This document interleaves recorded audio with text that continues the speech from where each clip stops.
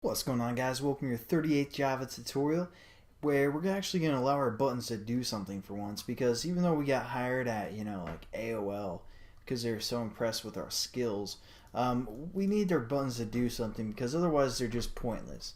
It's working within the group, but what should we have these buttons do? How about we just change this text area right here to whatever button is being pressed? So that's what we're going to do in this tutorial. So a little bit of review on set text, but anyways, let's jump into it. So the first thing that I did is I created this J text area TB above our class, and I just put a semicolon here. Again, that's just where we defined before. We just had that J text area right here on this line of code. So I really didn't create anything new of a text area, just relabeling it, because that's the text area that we're going to change, right? So now let's scroll back up to our radio buttons, where we made that magic happen, and we set up our radio buttons. We set them up within the group here, and then we added the buttons to our panel. The next thing that we can do is add some additional information for each button, give it some more power. You know what I'm saying? You upgrade it a little bit. So we're going to go to our button 1, and pretty much all these are going to be the same kind of concept. So what we're going to do is we're going to add an action listener. So when our button is clicked, it performs an action, just like our other buttons, except now it's with the radio button. And we're also going to give it something called an action command. Now this action command is basically going to return a string of whatever we want that command to be once our button is pressed, once it hits the action listener. So that might be kind of confusing, so let's just jump into it. b1.add, which I have. No, I don't. Do I? What was I talking about? What? Bacon. So we're going to add our action listener, and then again we could just say a new action listener like we did before, and hit Control Space Enter, and we set up our action listener. But as you can see, if we had like 10 radio buttons, this would get pretty lengthy. Our code would be a lot more lines of code than we need. Pretty long class here. So what we're going to do is we're going to kind of polish this up. Instead of creating an action listener and then having this method called action performed for each specific button, we're just going to create one action listener and then set all of our buttons equal to be that action listener. So how are we going to do that? What am I talking about? You aren't making sense, and you're starting to confuse me, and it's really starting to piss me off.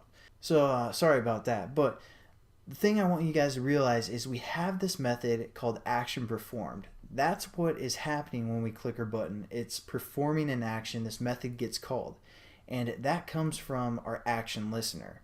That's within our action listener. So those are the two concepts I want you guys to remember right now, because that way you guys won't get lost when I'm showing you this way to set it up. So instead of having all these lines of code, all I'm going to say is set action listener and say this. And you're like, this? That's kind of crazy. What's going on here? What's happening is we're going to say, hey, our button 1 needs an action listener, so we're going to add an action listener. What kind of action listener do we want to add? Well, this, the action listener of this class. And it's giving us an error right now because we don't have an action listener for this class. So what we're going to do is we're going to scroll up to the top of our class where we defined our first window, extends JFrame, and we're going to implement the action listener interface. Just big words for adding an action listener to our class. So we're going to say implements action listener, and there we go. Again, anytime we implement an interface or implement something, we have to use the methods of that interface. And again, the action listener has a method called action performed that we just saw in the other way that we set up these action listeners. So what we're going to do is we're going to hover over to our first window class, so we're getting an error, and we're going to say, hey, add the unimplemented methods, and that's going to get rid of that error for us. And also at the bottom of our screen, we now have this action perform method. So that's pretty cool. And we have our action perform method that's going to occur when our button 1 is hit. So again, all we're doing is, once I find where our radio buttons are, where are those things? All right, so button 1, all we're doing is we're saying, hey, we're going to add an action listener to this. And what action listener? Well, the action listener of this class, referring to whatever we implemented and then whatever we implemented added that method called action performed. So whatever happens within that action perform method is going to occur once this button 1 is hit, because that's the action listener attached. That makes sense? I don't know. Anyways, let's test this out. So the thing that we're going to do is we're going to scroll down to our action perform method again at the bottom of our class, and again we're going to refer to the text area that we want to change the text of. That text area is called TB that I showed you at the beginning of this tutorial. We're just going to say tb.setText, and we could say cheese, something like that. Cool, right? So now once our button 1 is clicked, or radio button number 1 is clicked, it's going to change the text to cheese. So now what we're going to do is we're going to go back to our other radio buttons, and we're going to see how this kind of works, how we can change things around a little bit. So we're going to add our action listener to each one of these buttons. We're just going to say add action listener, and we're going to refer to this again. And I'm just going to copy this and paste it for each one of our buttons, and attach the same action listener to each one of these buttons. So make sure you change it to button 2, or button 2, button 3, and button 4. But now the thing is, it's like, hey, all of these buttons are going to perform the same thing. They're all going to change the text area to say cheese. What's the purpose in that? What is the point of that? Well, right now, nothing, because like you said, they all do the exact same thing. So what are we going to do?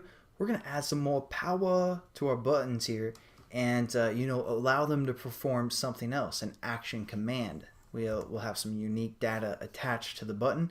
So what we're going to do is we're going to say button1.setActionCommand, and as you can see, it takes a string within its parameter. So what string do we want this action command to be? And you guys are like, I still don't even know what an action command is. What are you talking about? Well, that's fine. Don't worry about that. We're just going to say uSelected num1, something like that. So now we're going to add one of these action commands to each one of these buttons as well, and change it to button 2, or number 2 and button 2.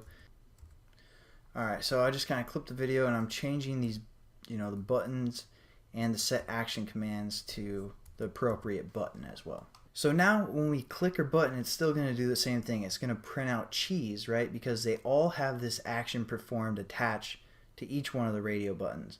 But the beauty is, when one of our radio buttons are clicked, again, this action gets performed, but it also gives us some information called an action event, or some information about the event that occurred, and it relabels that information to E.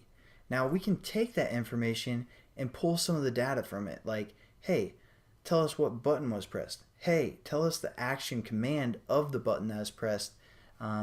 Stuff like that. So we're going to go to our set text and instead refer to E, and we're going to say dot and use some of the methods that we can use of E. And we have this one called get action command. All that's going to do is return the action command of the specific button that was pressed, or basically those strings that we set up previously. So now what it's going to do is set our text to be whatever the action command of the button that was pressed. See how that kind of works? Saved us a lot of code, and they all are attached to the same action performed, but each time one of those radio buttons is clicked, they're all going to call this same method, but we're going to get some information about which button was pressed. That's called the action event E, and we can extract some data from that event, and such as get the command of the button or of the event that was pressed. So let's save this, run it, and see what happens. Hopefully, I know we kind of talked a lot, and I don't know if it made much sense, but hopefully you guys kind of understand the concepts and what I was talking about, how we can save some information by implementing an action listener and attaching all of our buttons to that action listener, and just simplifying it that way. So now when we click one of these choices, it says you selected number 3, you selected number 4, 2, 1. Pretty awesome, and pretty simple, the code. And we just got our first promotion at AOL. They're like, hey, I'm afraid you're going to turn out like Bill. And you'd be like, who's Bill? And you'll be like, well, you know how we used to deliver all those AOL CDs to everyone's mailbox? Well, we couldn't afford to ship them out anymore, so we just have Bill going door to door, throwing those suckers in their mailbox. getting that chang, you get what I'm saying. I'm going to let you go, and I'll catch you in the next tutorial. Hope you enjoyed that one, and catch you later. Peace. Subscribe.